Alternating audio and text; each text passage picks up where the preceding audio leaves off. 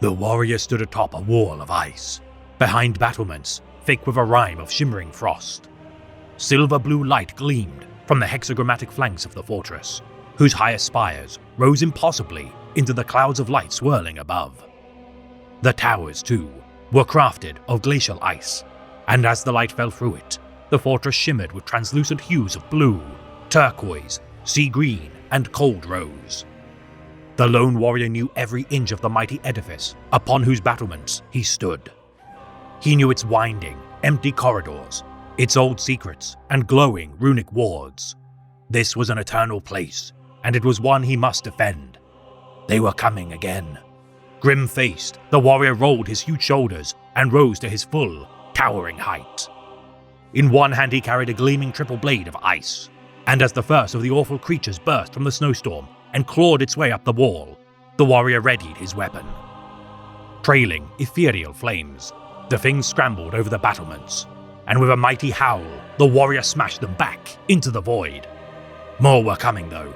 It didn't matter, thought the warrior, as he hacked and hewed. This was his home, his place to defend, and he would not let it fall.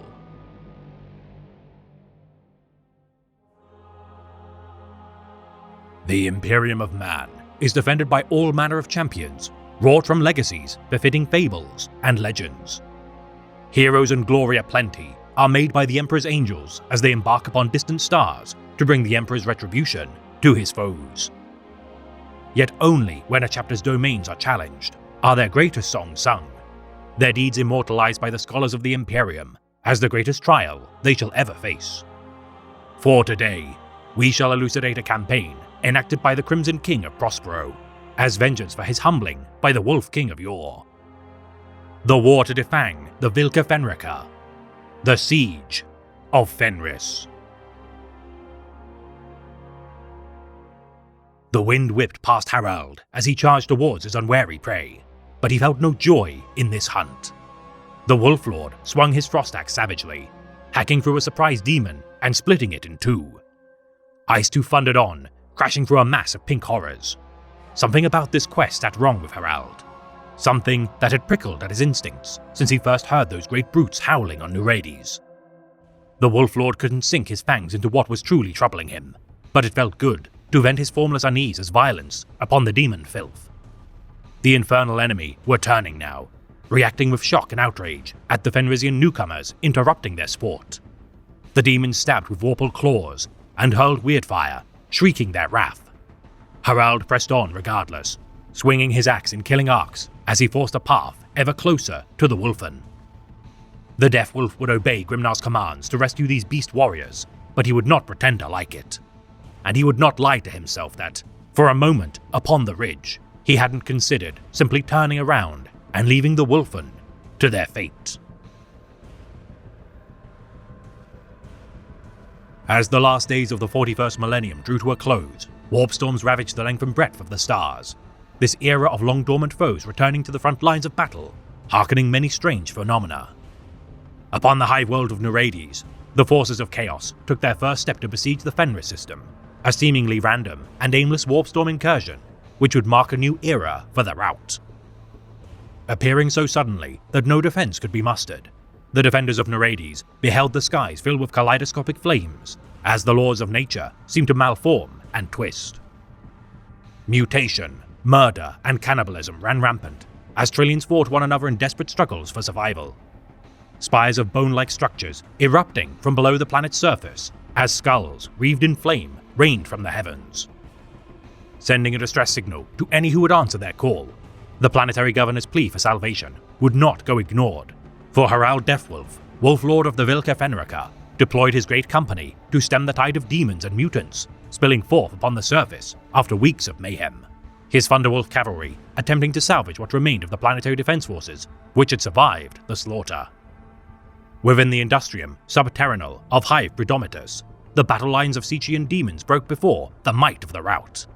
The herald of the changer of ways, Slivertwist, faltering as its thrall slinked to the safety of Hive Genos. Ambushing the Deathwolves within fortifications of the northern polar reach of the Hive, said by the populace to be cursed, Harald's strategic acumen was foiled by his caution to purge the wicked from New Rades, as his revered tenure seemed doomed to end, as the forces of chaos, including Bloodletters, Juggernauts and Plaguebearers, butchered his men. Yet at their direst moment, a fell omen came to the aid of the Space Wolves, the elusive damned 13th Company, the Wulfen.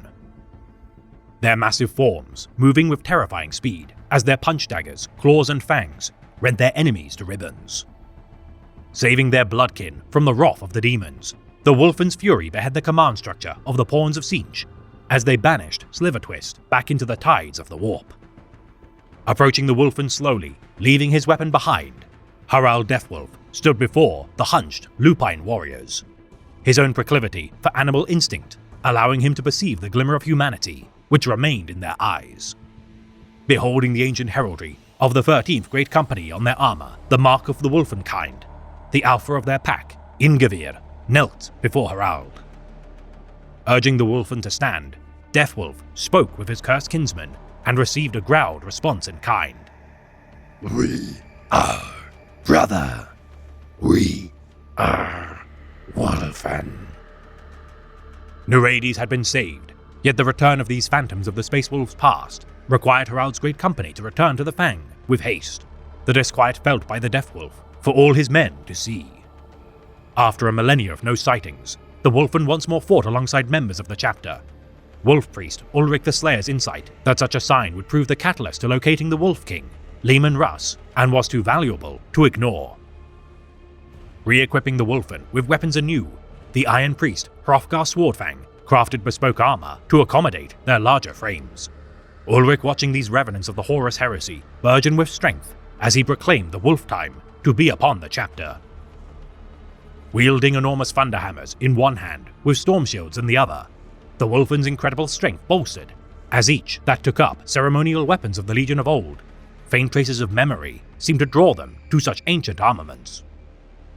Unable to rouse the slumbering giant, Björn the Fell-Handed for counsel, as the Wolf Lords bickered onto what to do with the Wulfen, Ragnar Blackmane counseled that whatever their eventual fate, their presence must be hidden from the Inquisition to prevent calamity. Hunting down the remnants of the Wulfen by order of the Great Wolf, Logan Grimnar, 11 of his great companies would embark across the stars in an attempt to capture such mutated kin.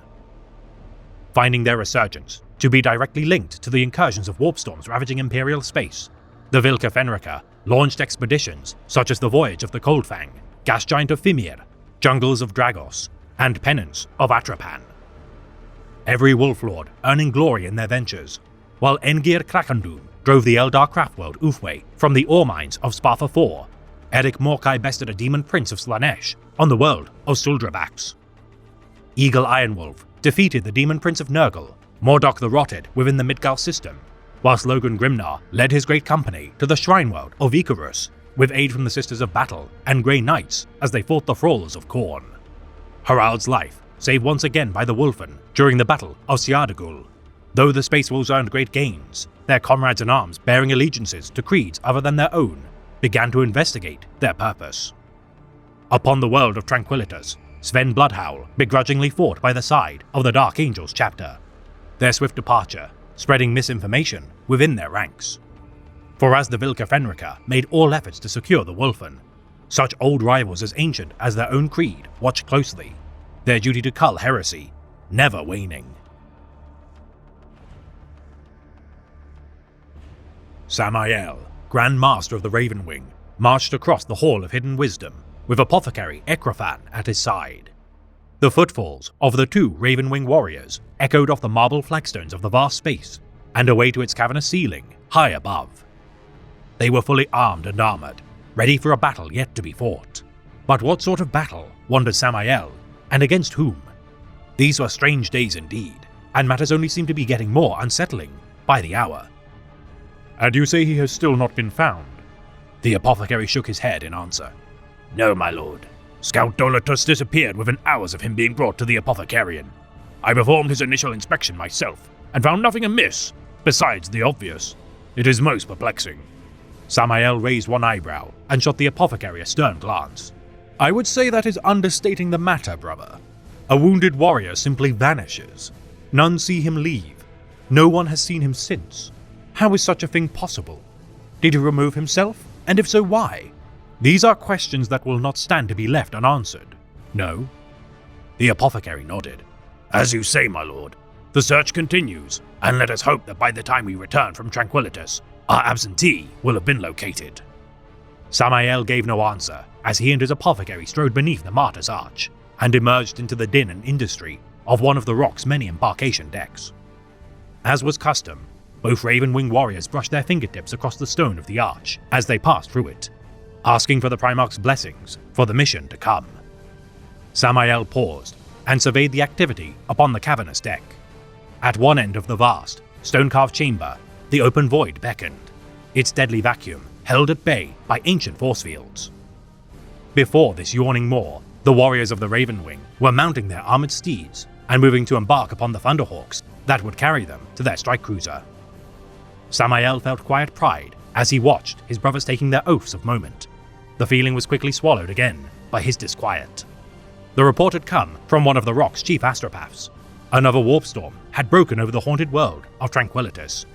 Its empiric signature had perfectly matched that which had engulfed Nereides. Moreover, astropathic intercepts revealed that a company-level force of Space Wolves were en route to that world, a deployment fit to arouse suspicion by its very size and haste. Whatever it was the Wolves sought on Tranquilitas, Supreme Grand Master Azrael had tasked the Ravenwing with recovering it first, and Samael was determined not to fail in his duty. Yet despite his conviction, Samael could not shake off a sense of impending doom. From the shadows beyond the expeditions of the Sons of Russ, the Dark Angels monitored their activities, following false reports that upon Tranquilitas, the Space Wolves had murdered innocents. Summoned to their silent garrison of scouts upon Nereides, who had been tasked with the protection of the artifacts known as the Cache of Seven Shadows, the tainted blades, once wielded by fallen angels of their past, were too dangerous to be kept within the armories of the Rock.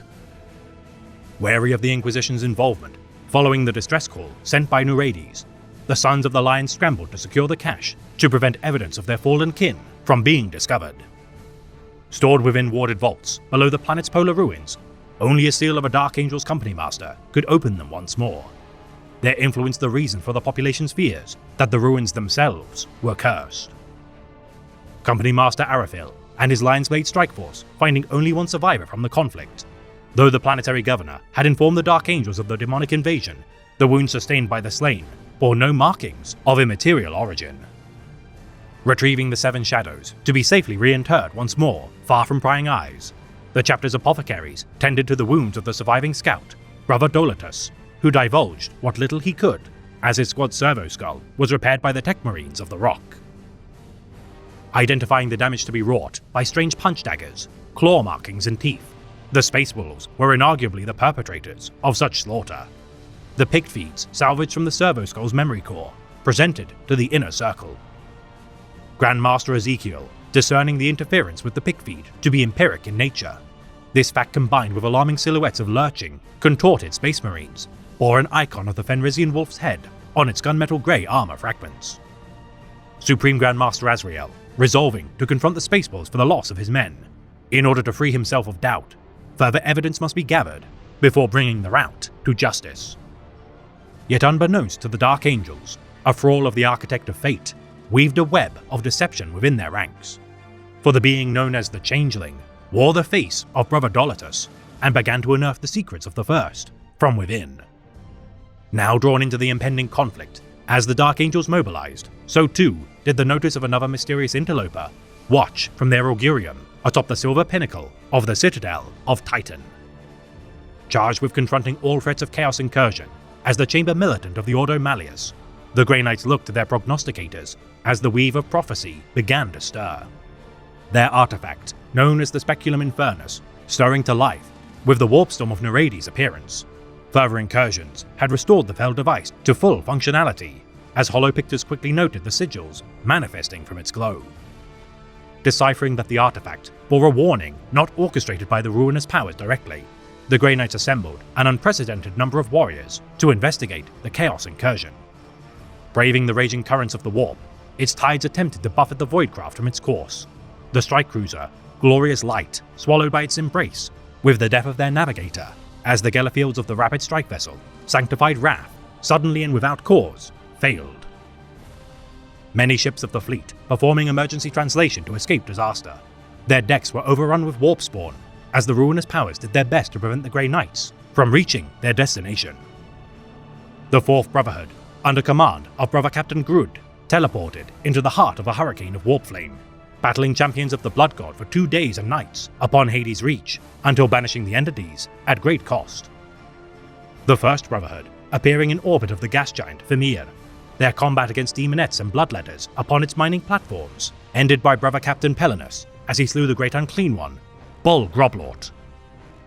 Finding trace energies of their charge with every planet they fought on, the path carved by the Grey Knights would be paved with blades, bolters, and exterminatus payloads.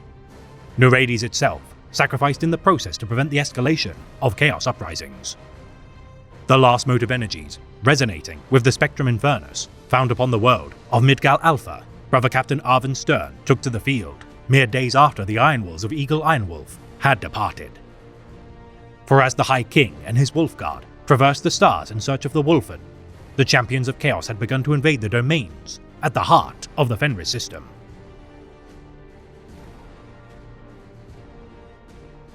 The fate of the Fenris system balanced upon a knife's edge. Svelgard's orbital defenses were back under the Space Wolves' control, but the planet's islands and oceans seethed with demons. Morkai's keep had been retaken only at great cost, and the energies of the ritual enacted there were still tearing open new warp rifts throughout the system. Of the situation on Valdemani, little was known save that the Grey Knight's battle barge had been destroyed while still in orbit. News from the Midgardian front was dire, the Space Wolves' attack floundering, and all contact lost with the Great Wolf himself. Worst of all, across the Fenrisian war zone, the curse of the Wolfen waxed strong. Even the most veteran warriors strove desperately to restrain the animal rage that threatened to master them, while many of their younger packmates had already devolved into ravening beasts. The Space Wolves had no idea whether they were gripped by a viral phage, a soul sickness, a genetic legacy, or some curse of the unworthy. None could escape the fact that their chapter faced a battle not only for its home system, but for its very soul. It was into this cauldron of mayhem and strife that the Dark Angel's fleet emerged. Augur alarms blared, and Vox bloods raced back and forth among the great company's fleets. Multiple contact runes flashing into being on Auspex screens. Imperial ships by the dozen tore from the warp, shedding skeins of tendrilless madness as they raised void shields and brought lances and turrets online. Within the Vox galleries of the Fang, bond serfs and wolf-headed servitors, as their augur sweeps detected them. Dark Angels, Ultramarines, Iron Hands, a dozen chapters besides, nightly houses and Astra Militarum mass transporters. A stir passed through the observers as an enormous and distinctive signature appeared amid this mighty assemblage. The rock itself, floating citadel of the Lion Sons, had entered Fenrisian space and was even now powering in towards the embattled worlds. As the news filtered down to the embattled wolf lords, alarm wared with relief in the hearts of each. It was a rare Fenrisian who would acknowledge the need for help, but there could be no denying that reinforcements were sorely needed. However, the Space Wolves had striven to keep the matter of the Wolfen from Imperial eyes until it could be understood and resolved. Now, with demons infesting their worlds and whole packs of warriors struggling to fight off the Wolfen curse, even the most obtuse Space Wolves could see that the wider Imperium might judge them harshly. As they fought on, the Space Wolves kept one eye on the heavens, waiting with trepidation to see whether this Crusade fleet came as saviors or executioners. They would not have to wait long.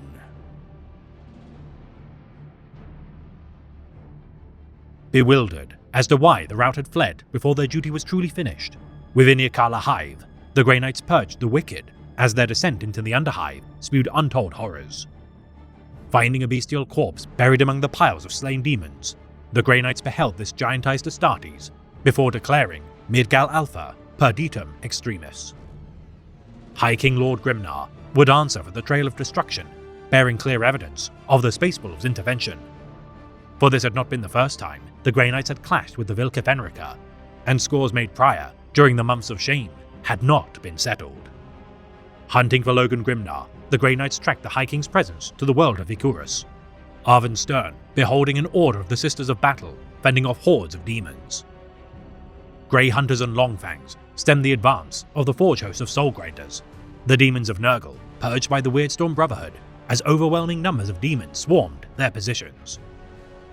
Judging the planet unsalvageable, Arven Stern made all haste for the Dome of Penitence, following the trail of death left by Grimnar's Kingsguard. Thousands of Warpspawn rampaged through the Dome of Penitence, the shrines made to the Primarchs of Legend spattered with gore as the champions of Fenris and Wulfen tore them limb from limb.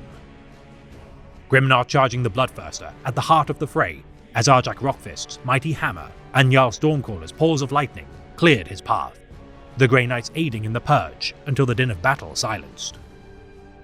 Confronting Logan Grimnar on the matter of the Wulfen, Stern informed the High King that with his absence, the forces of the Thousand Sons and Alpha Legion had mustered to invade the Fenris system. Having intercepted a distress communique from Fenris meant for Grimnar, Arvan ordered the message to be broadcast for the High King to hear, its signature a part of the Fang's astropathic choir, unmistakable. The Chaos Lord, Vikus Scale, had invaded the Fenris system alongside his warband of Alpha Legionaries, known as the Daggerfangs, infiltrating the fortress known as Morkai's Keep upon the planet of Frostheim, with aid from thralls of the Changer of Ways. Sanctioned by Abaddon the Despoiler and his vast resources, the Chaos Lord had summoned a warp rift within the heart of the Fenris system, allowing for a full-scale invasion by the Architect of Fate. Setting aside their quest to reunite the Wulfen with the fold of the Space Wolves, the High King and his Jarls made with all haste to the Fenris system, Stern despite his misgivings of the mutated beasts, offering his orders aid in combating the forces of chaos. Recalling all great companies to muster upon the Anvarheim system, Grimnar's flagship, the Allfather's Honor, received simultaneous transmissions from Voldemani, Svelgard, Frostheim, and Midgardia calling for aid. Lord Scale, waiting intently for the first drop pod to fall upon Frostheim, the Chaos Lord reveled at the chance to humble the rout as they attempted to breach Morkai's Keep. Having successfully completed his ritual to summon warp rifts across the expanse of the Fenris system, Scale's arrogance grew, the armies of demons aiding his warband, seemingly capable of defending from any and all counterattacks. As the Grey Knights began to secure Valdemani, the Wulfen divided their murder packs among the great companies, the misgivings of each Wolf Lord irrelevant, as the need for warriors to defend their chapter world too high a priority. Deploying upon Frostheim's moon of Svelgard, the wrath of Sven Bloodhound's Firehowlers tore through the defenders' lines, their efforts to retake the defense network of Fenris the foremost crucial objective. Should they secure the claws of the World Wolf dispersed throughout the volcanic islands of the moon, Frostheim would become vulnerable for invasion, such armaments capable of sundering much of the Chaos Fleet throughout the Fenris system. Charging the Wolf Lord's lair of the moon's southern island in order to retake the command center, the Firehowlers set upon the demons from the skies, whilst Wolflord Crom Dragongaze stood in reserve. Containing his hunger to abandon his post for glory due to his prior shaming during the War of Alaric Prime, the Jarl of the Dragonslayers held to his post no matter the urge to combat his foes. Hailed by the ancient legend of the chapter, Björn the Fell-Handed, during his vigil, Crom rushed to the aid of the Fang as his Wolfguard appraised the High King of the turn of events. Descending into the catacombs of the Aet to find a cluster of Iron Priests and Wolf Priests tending to the Dreadnought sarcophagus, the fierce-eyed of the rout listened to Björn's tales of his own vigil within the echo of the warp atop the hexagrammic ramparts of their fortress monastery. Spying the intent of the ruinous powers prior to even Harald's discovery of the Wulfen, a portion of Björn's spirit, infused with the weird of Fenris, still defended the Aet from within the depths of the Immaterium. Having felled an abomination within its tides, as Crom stood anxious upon his posting, Björn had called him to his side, knowing that the next stage of the invasion of Chaos was imminent. Urging Crom to make all haste to Valdemani to prevent their Grey Knight's allies from snaring a trap, only the fierce-eyed Dragon Gazer could prevent calamity. Joining forces with Brother Captain Stern on Fenris's moon to combat the Sintian champions Hecastus Null and Senchar, Crom thwarted their efforts to summon further demonic hordes to strike Fenris. Meanwhile, Sven Bloodhowl pushed further into the depths of Morkai's Keep. Harald Deathwolf rallied at his side with news that Alpha Legionaries now joined the fray in increasing numbers. Charging through the barrages of the Icarus gun batteries, as only his elite Thunderwolf cavalry could manage, Harald and his men breached the fortress defenses at great cost, as the Alpha Legion and their allied Tzeentchian demons snared their trap. The Deathwall's gunship and drop pod aerial attack fell to the seemingly inactive Hades autocannon emplacements, Helldrakes bursting from concealment within the depths of the fortress. Yet as blood spilled upon Frostheim, the invasion of Midgardia raged, a deployment that only the High King himself could bear responsibility. My liege, said Eagle Ironwolf, his eyes cast respectfully down. What is our truest course? I think you know, said the High King. We do what is right. Nearby, Grandmaster Valdar Oricon turned, his head cocked. The deed is done, is it not? He asked. Our course lies towards Fenris, if the Astra Telepathicus speaks true. I wish for nothing more than to defend the half-world, said Grimnar. But there is still a duty to fulfill here. Oricon braced his hands on the Strategium's raised dais. You think the Dark Angels have not struck a blow dire enough? Midgardia is resilient indeed, said Grimnar, careful not to give away too much.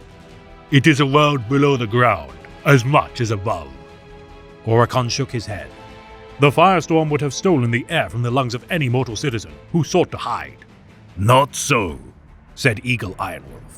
The hermetic bolts are hypercooled and built to keep out every possible hazard, down to the last spore. Then the first have chosen the wrong modus for their exterminators, said Oricon. Is that what you are telling me? Indeed. There is no telling how many of those infected by Demonken would have escaped lockdown quarantine. His shoulders sagged, the weight of a planet's imminent death upon them. We must destroy the planet utterly, from the inside out. We must, agreed Oricon solemnly. It will take time to effect a core detonation. Time we do not have. We have the warhead for it, said Grimnar. Mordekai's Tooth, it is called. We have it aboard this very ship. So give your seal and fire it, replied the Grey Knight. It is not so easy, said Grimnar. To penetrate the crust, to trigger a shattering, we would need to reopen the well of fire that leads deep enough into the planet for the tooth to do its work. Oricon nodded slowly. Without adept presence upon the world itself, we would need to intervene directly. We would, said Eagle. Silence stretched around the Strategium. The only sound, the susurration of autoquills on parchment. Then we shall go with you, said Oricon. Grimnar felt Ironwolf's gaze. His eyes narrowed like a predator stalking through a blizzard, before turning back to Oricon. No need, said Logan Grimnar, shaking his head. But Oricon was already making ready, giving orders to his warriors. So be it, sighed the High King, turning to his champions with an iron determination in his eyes. We return to Midgardia, in force. The most populated of all Fenris' domains, Midgardia stood proud for millennia as a testament to the Rout's might. Well defended from all conventional foes, the immense Nova cannon emplacements, now turned against the Vilka Fenrica, guarded the network of the magma gates housing the planet's high fortresses. The toxic surface, rich with spores spewed by strange fungal trees. Under the surface, large lava-lit caverns provided treacherous yet easily defendable walkways. Hordes of Nurgle demon spawn now littered the planet, immune to the toxic air and needing no Voidcraft to deploy under the surface. To retake Midgardia was now among the most treacherous tasks required to liberate the Fenris system.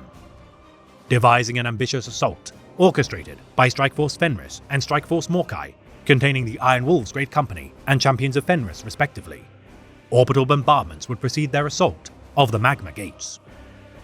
Making planetfall, the Rout swiftly rallied the surviving Planetary Defense Force regiments to their side. The sheer mass of souls pledged to aid Ironwolf's Spear of Rust formations, too much for even demons to blunt. Alongside his Kingsguard, Eagle Ironwolf's Terminator squads, and both companies' assignment of Wolfen, Strikeforce Morkai, with Grimnar at their lead, teleported into the caverns beneath the magma gates. Stoking the fury of the Wolfen due to the maneuver, their ranks rampaged through the enemy lines of Midgardia's underhives, the Wolfguard following their lead as they claimed the Underworld's gates within mere hours of combat. As armored divisions and transports waged war on the surface, the heavy infantry below pushed forward. purging both advancing lines simultaneously as they tracked one another's positions using their teleporter beacons. Combating Nurgle demons spawned from the swamps above. Only armored vehicles could protect the miasma of poison on the surface as their heavy bolters and las cannons forged a path through the Chaos lines. Slowly diminished as their positions endured continual ambush, Strikeforce Morkai nonetheless refused to retreat. The heavy casualties of each individual force struggling to keep pace with Grimnar and Ulrich as they forced their way to Settlement 529, the Deep Spark. Combating an infernal tetrad of demon princes, Sen-Shar, Arkgar Worldslayer, Malik Nil, Needletongue, and the formerly banished Mordok, barred the High King's path. Eagle Ironwolf's invasion on the surface buckled, his armored tank division slowed by the thick sludge emanating from the Nurgle-infested earth as quagmires bogged down his forces. Losing contact with Strikeforce Morkai, their Fenris counterpart regardless refused to fail the will of their High King as they stubbornly pushed forward. Ironwolf ceding command to battle leader Conran in order to ascertain the location and situation of Grimnar's forces. To break the stalemate, Conran ordered a localized orbital barrage of his own position as a desperate means to thin the enemy forces. The immobile tanks, little more than gun emplacements stuck within the mire, Conran ordered his forces to brace as fire rained from the heavens, laying waste to the Nurglings. His timing impeccable as the Rhinos, Land Raiders and Razorbacks endured the barrage. Having lost only 5 vehicles, the Ironwolves had bought time for their Iron Priests to administer means to once more embark. Now free of the constricting sludge which held them in place, the Ironwolves through Purging Flame and the grace of the Omnissiah were free once more. Within an hour, their Spear of Rust formation reached the Magma Gates. Eagle Ironwolf and his retinue, the Ironwolves witnessed the Gambit of Chaos to bury the Kingsguard and remove them from the campaign. Having already lost many of their cherished heroes to the combat, the Kingsguard, through sheer bloody-mindedness, had nonetheless survived. Yet as the demon princes withdrew, the collapse of the Underhives was enacted. Sheltering their wolfen kin with their heavily armored Terminator plate, the Kingsguard sheltered their lightly armored kin from the falling boulders. Logan's own body pinned by a stalactite as Eagle Ironwolf searched for his liege. Unable to locate the High King, Eagle received distress calls from his forces on the surface, the sight he witnessed upon his return shocking him more than any demon of the warp. The collapse of the tunnels, caused by Exterminator's bombardment, only ashes marked what was once the Magma Gates. Millions of innocent Hive citizens emancipated from demonic occupation, only to be scoured from existence. Finding the source of the bombardment to be the Dark Angel's fortress monastery, The Rock, Eagle demanded the Dark Angels answer for their crimes before being swiftly ignored. Ordering his men to open fire upon the nearest voidcraft of the Dark Angels, this act of defiance forced the Sons of the Lion to open communications. Interacting with the Changeling under the guise of a Vox Seneschal Mendaxis, the infiltrator of Chaos attempted in vain to stoke the pride of the Lions to strike once more at the Wolves of Fenris. Reunited with the brighter souls of his great company, Eagle Ironwolf pooled the supernatural resources of his wolf priests, tasking them to locate the High King as chaos further erupted across the realms of Fenris. Lord Scale fought furiously against the space wolves that surrounded him. His armor was rent and slick with his blood, but still, the Chaos Lord fought like a serpent. He hacked the head from one victim, impaled another, then wove aside from a power fist swing before lopping off its wielder's arm. As the last of the Chaos Lord's foes fell, a sudden absence of sound registered upon his senses. Scale cursed as he realized the vengeance weapon battery at his back had fallen silent. Worse, the Vox quickly revealed that it was not just this emplacement that had shut down. They've taken the command chamber. The doors won't close. The guns are down. The wolves are storming the keep. Flak's gone. We're losing ground by the dark gods. The battle was lost, and it was time to leave. Lord Scale swore again as he tried and failed to establish a Vox link with his cruiser. The next moment, a huge shape surged from the smoke and smashed him from his feet. The Alpha Legion Lord rolled with the blow, coming up with blade raised and 3 massive, bleeding gouges torn across his midriff. Scale had no time to think before his foe was on him again. Wounded, the Chaos Lord's unnatural speed deserted him. He managed to stab. His blade struck into the shoulder of the huge wolf that crashed into him, But in return, the beast hammered him onto his back with a crunch of breaking bone. Scales' blade skittered from his grasp, and he found himself staring up past the snarling muzzle of a giant wolf into the blue eyes of Harald Deathwolf. Time to pay, traitor, rumbled the Wolf Lord, raising his frost axe high.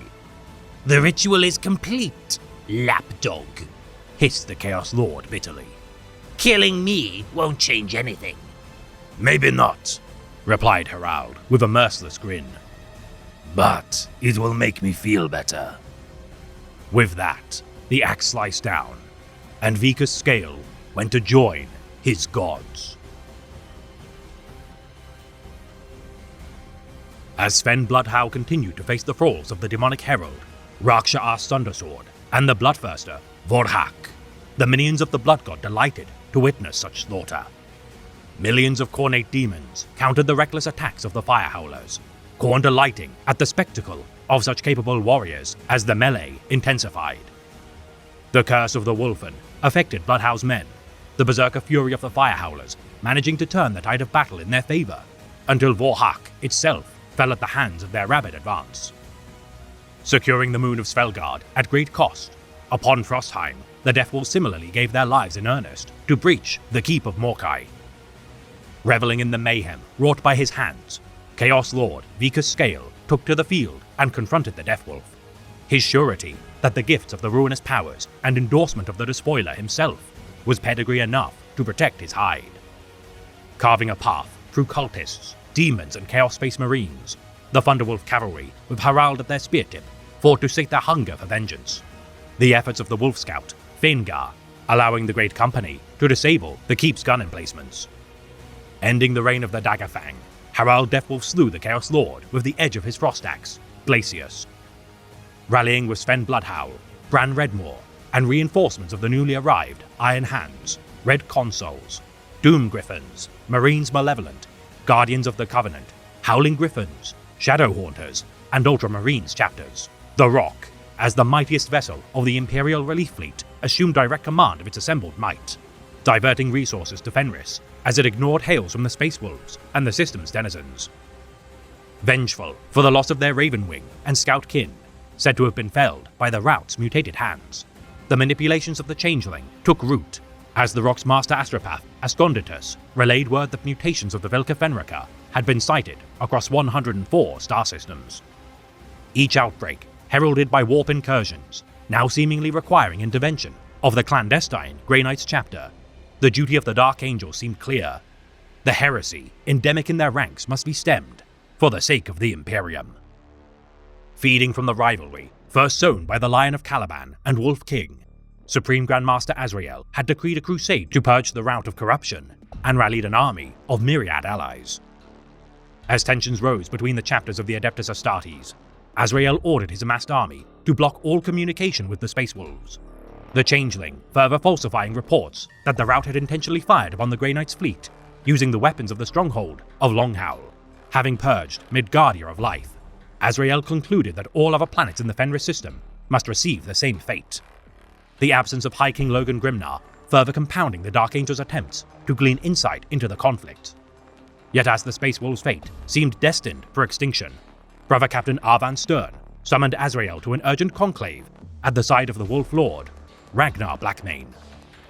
Striding into the inner sanctum of the Rock as the first of his chapter to do so in living memory, Blackmane allied with the scrupulous elderly Inquisitor of the Ordo Hereticus, Barnist de Mornay, confronted the Keeper of the Truth. De Mornay, already suspicious of the Lion Son's own dealings with Chaos, his ire was felt within the heart of their fortress monastery, further compounded by their actions bombarding Midgardia.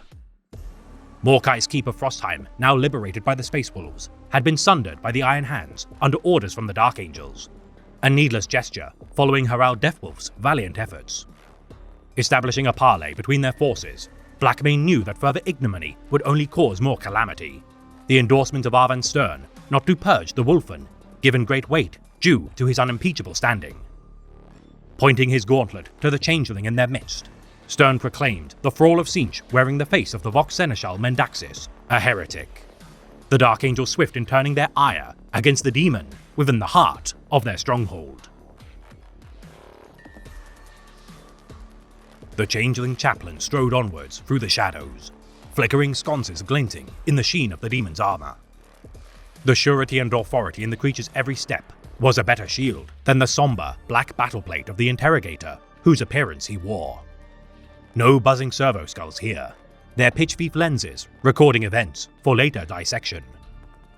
No gormless vassals bothering him with the sheer mundanity of their gaze. The First Legion valued their secrecy above all else. What a glorious irony it would be if the Dark Angel's persecution of the Space Wolves, based on claims of deviance and the taint of the heretic, were to lead directly to their own trial for the very same charges. The idea of setting the Loyalists against one another, exposing their most carefully guarded secrets for all to see, was intoxicating. Even now, he could hear the lords and masters of the rival chapters coming after him with all the subtlety of a runaway tank. Stifling a manic laugh, the changeling pressed his Rosarius against a hidden recess in a marble archway. The portal slid open. It was time for change. Though Elazar the Interrogator Chaplain strode into the vaulted doorway, Supreme Grandmaster Azrael strode out. The tall, grim figure sketched the symbol of the first circle in the air, and the sentry guns beyond the doorway powered down. He entered a massive antechamber, soundproof cells ranged along each wall. The smell of burnt umber and sandalwood resin could not hide the underlying scent of blood, nor could the sibilant chant of dead-eyed excoriator cherubim silence the echoes of so many screams. "I have come for the fallen," said the changeling, Azrael's noble tones giving his statement an air of command. "There is nothing left to learn," came a weary protestation from the farthest chamber. The voice was scratchy and hoarse, but a shred of defiance was underneath it still. "You have taken everything we have to give." "Things are different this time," said the imposter Azrael as he approached, pressing the hilt of the Sword of Secrets against the Castellan-class gatelock. The portal clunked heavily, and the lasbars that formed a portcullis in the mouth of the chamber crackled as they disappeared. The shadowy figure beyond half stood, his lean but muscular body as tense as a spring. "This time, Nameless One," said Azrael, "I give you freedom." Shouting a phrase of power to disorient the demon, Stern's actions were bolstered by Interrogator Chaplain Asmodee's litanies of hate as the demon attempted to flee. Revealing its true form as its body recoiled at the faith and psychic will of the Emperor made manifest, the demon summoning allies to enable its escape as several warp rifts opened throughout the rock. Caught off guard, the Dark Angel's labor serfs and officers fell, the rapid attacks by the thralls of the Changer of Ways hurling warp flame in their midst as mayhem erupted within the inner sanctum. Quick to recover, the Sons of the Lion purged the demons from their sanctuary, Grandmaster Belial mustering his Deathwing to combat the greatest of threats, Azrael pursuing the Changeling as his men stemmed the tide. Asmodee, Blackmane, De Mornay, and Stern aiding his elimination of the Infiltrator to the Rock. A strike force of Grey Knights teleported to the Fortress Monastery's bridge to aid in its reclamation at the cost of overwhelming the ship's psychic wards. The fate of their chapter at stake, should the Changeling uncover knowledge of their dark past to weaponize against them. The Dark Angels and their allies fought through demon ambushes, as slain victims of its impersonations lined their path. Swiftly unlocking vaults within the code-sealed archives of the Rock, the Changeling plucked secrets from the heart of the Dark Angel's domain, as the Ravenwing rode throughout the chambers of the Rock to slow the spread of chaos. Venturing ever deeper into the dungeons of the Rock, Stern guided his allies to the location of the Changeling. Azrael's ire stoked was barred by the Deathwing Inner Circle members, Aelios and Levariel, who claimed the Supreme Grand Master had already descended into the lower levels minutes prior. The Changeling's imitation of Azrael, allowing it access past even the gene-coded las barriers of the Sanctum. Asmodee raged at the sight of the vandalization of his Interrogate's crypts. Realizing the demon's intent to release Sar Lufa from his long confinement, Azrael's fears would regardless be unnecessary, thanks to the efforts of the mysterious Watchers in the Dark. Reeling in horror at the sight of one such diminutive being, the Changeling's overconfidence in its pillaging of the Rock faltered, its distraction costing its concealment as the Fellowship of Azrael reached its location. Taking the force of myriad entities such as the Thousand Sun Sorcerer, Maddox, the enigmatic Cypher, and the Lord of Change, Makakan, each nemesis of the champions of the Astartes failed to forestall their wrath. struck a devastating blow by Blackmane as Frostfang bit deep into its flesh. The changeling's form was banished into the tides of the warp, lifting its curse over the rock. Beginning to understand the enormity of the deceptions made by the Trickster of Chaos, Supreme Grandmaster Azrael ordered all forces under his command to cease engagements against the Vilka Fenrika. Resolving to commit his forces within the Fenris system to better focus his Crusade's efforts, the Dark Angels hoped to diminish their disgrace before further calamity could unfold.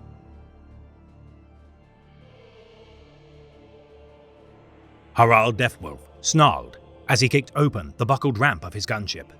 The slab of metal crashed down, admitting an instant hail of bullets that pinged and clanged off his power armor. With a bellow of fury, the Wolflord charged down the ramp and into the frostbitten mob of cultists before him. A mighty sweep of his frost axe sent heads tumbling and innards spilling, vivid red against the white of the snow.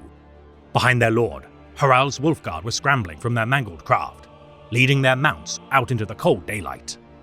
The Wolflord sprang up onto the roof of his crashed gunship, trying to find a vantage point from which to gauge the shape of the battle. He spat at what he saw. Forced out of formation and heavily damaged, the Deathwolves' airborne transports had scattered across the top of the glacier.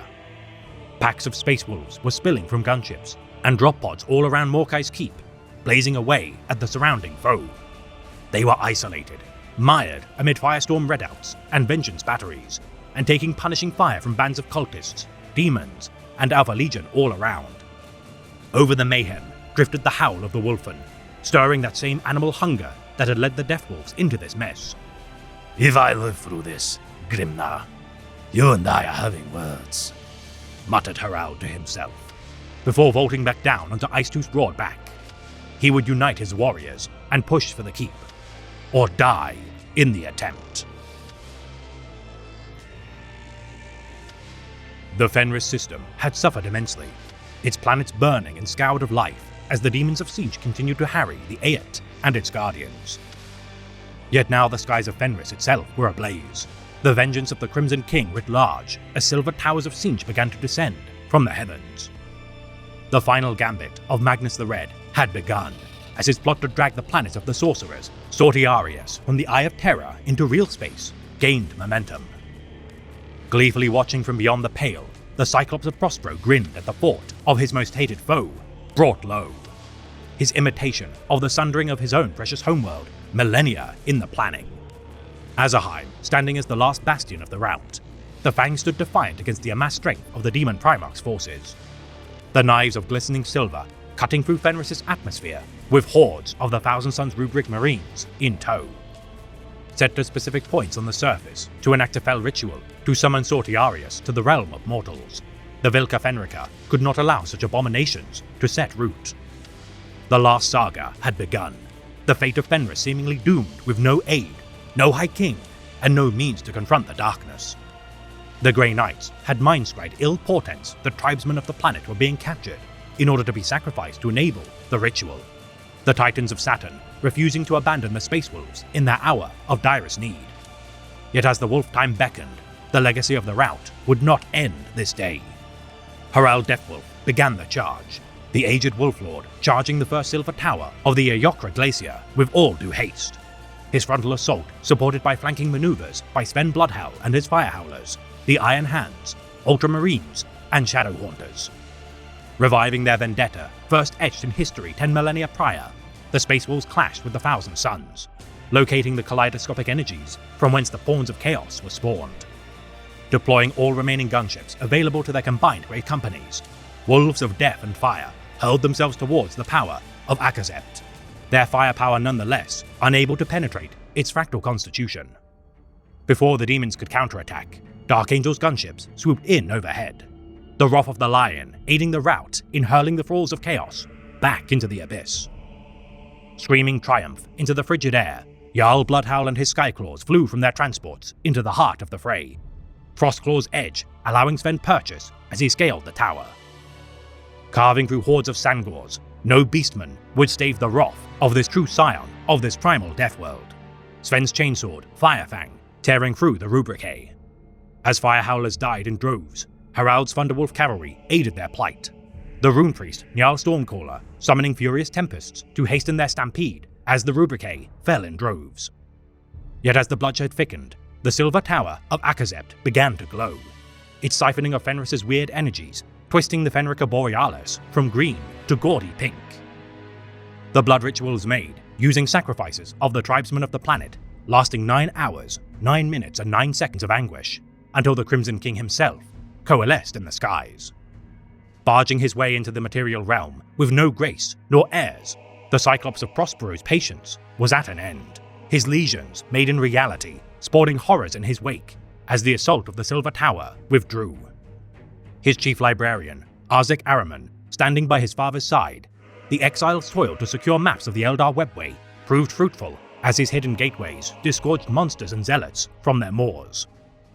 Arthrat, the Mind-Eater, Hakor Thriceborn, Magister Neschak Aratos, and blind Omarhotek, answering the summons by their master, the Devastator of the Thousand Suns, looked upon the assembled legions of his men atop the peaks of Runheim. Doom had come to Fenris, the most hated foe sullying the air itself, as the rout desperately fought on. Every Jarl of the Vilka Fenrica fought on, though without the guidance of their High King, all hope of victory seemed hopeless, as within the depths of the Firebreather, Magnus and his coven of exalted sorcerers summoned beings of living magma. Pyromancers and demons alike harried the domains of the rout, as Iron Priests with sanction of the Castellan of the Fang, Crom Dragongaze, began to awaken all remaining dormant dreadnoughts of war. Deploying such giants of adamantium to brave the depths to confront the brimstone horrors, the might of these legends of countless wars confronted their master, the pyromancer of the Tizcan host, Zarax Frotep, and the exalted demon, Emberspite. Their efforts aided by Jarl Dragongaze and Bran Redmore, their two great companies converged to aid the Iron Priests in their colossal charges, anchored around their most revered legend of yore, Björn the Fell-Handed. For as the battle reached its zenith with the Aet under threat, the High King of the Space Wolves stirred beneath the ashes of Midgardia.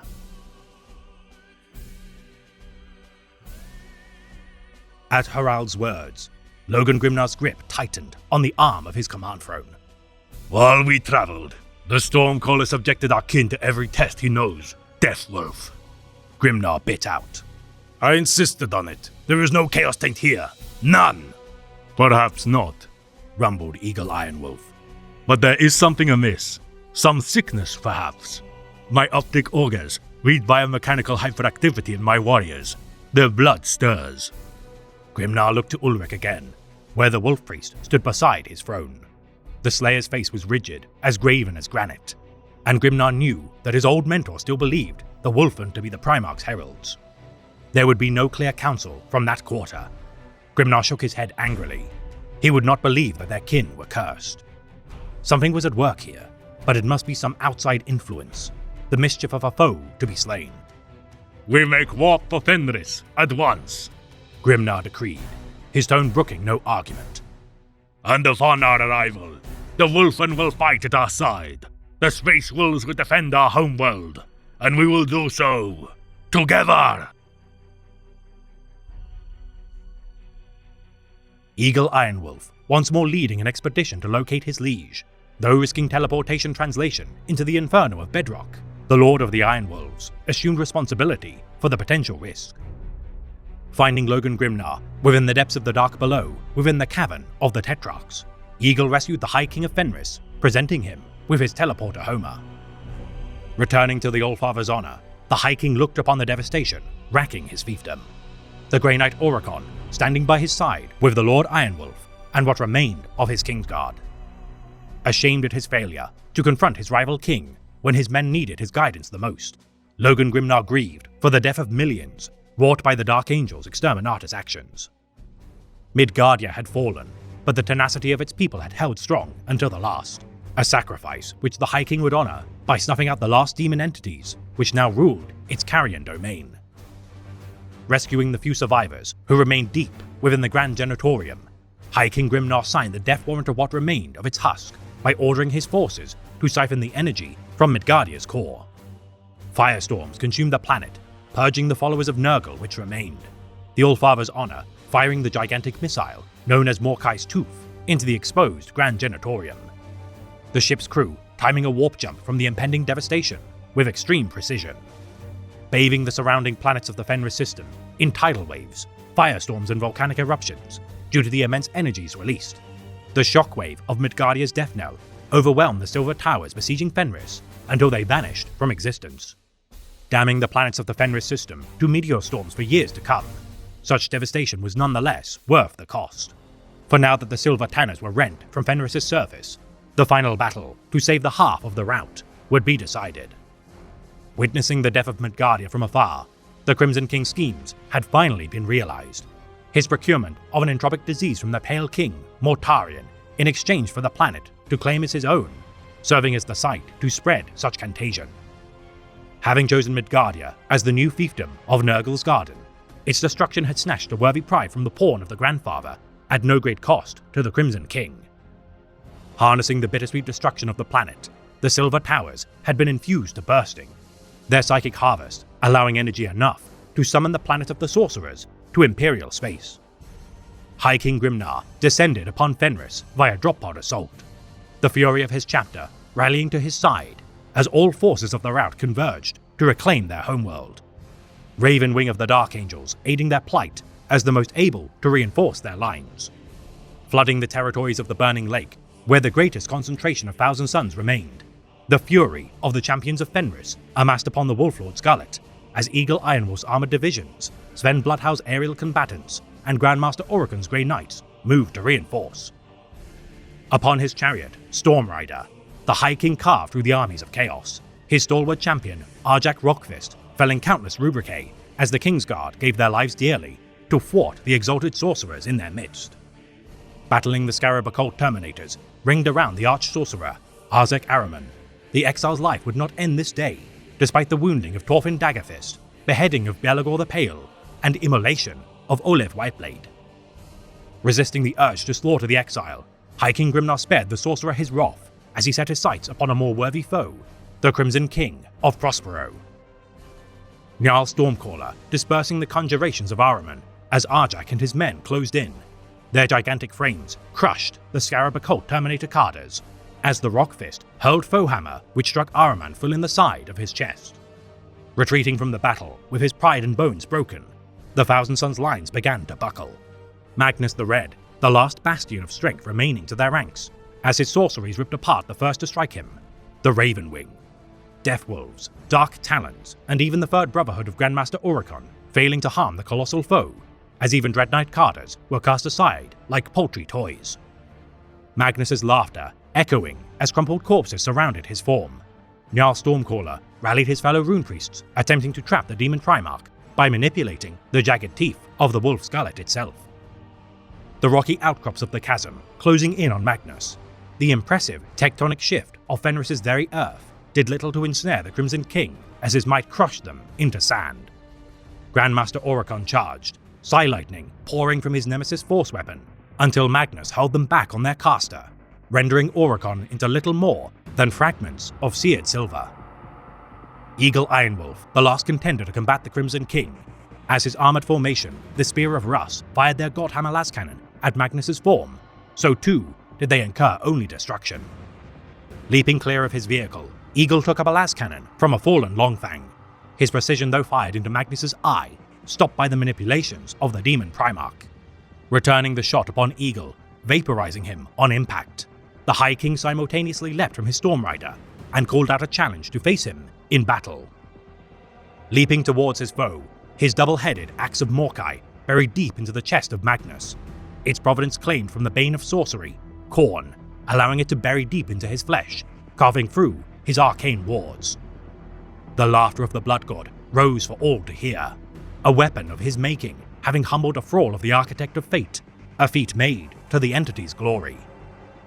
Screaming with pain, the Crimson King swatted Grimnar aside, the Grey Knight Purifiers wasting no time to banish the wounded Demon Prince back into the warp.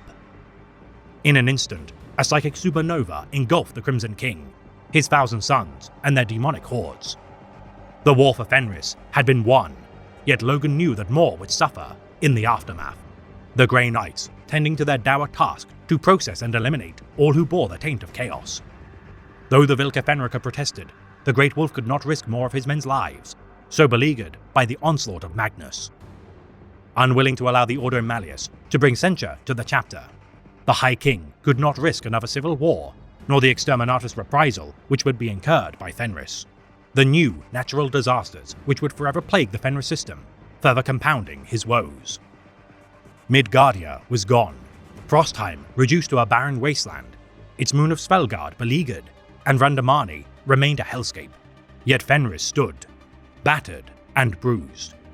Yet the duty of the Vilka Fenrica was not yet done, for soon Abaddon the Despoiler's 13th Black Crusade would ravage the fortress world of Cadia, a war the Rout would steadfastly join. For despite his wounds, the Crimson King roared with triumph, his planet of the Sorcerers now established within the remnant Prospero system due to the sacrifice of Midgardia. So large was the Thousand Sons army amassed on the shore that not all of them had reached their muster point over the lake of lava.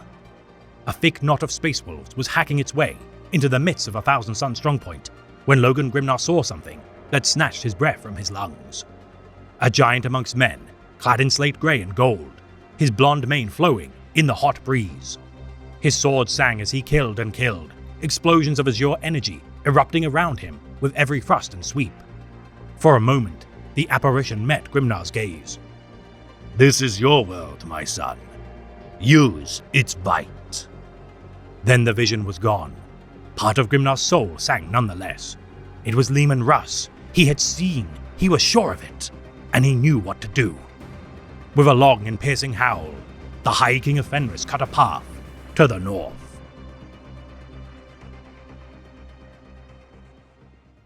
This has been a tale of the Great Imperium of Man, read by the Remembrancer. The Fenris system is a civilization of hardy folk, born and raised to endure the relentless struggles which such a desolate sector of space provides. Their sky warriors, assailed by foes of ancient past, fueled by vengeance, bitterness and hatred. Many were the woes inherited by the Rout during their direst hour of need. Resentment is a powerful tool, for it shall allow you great focus, vindication, and anger to persecute your foes.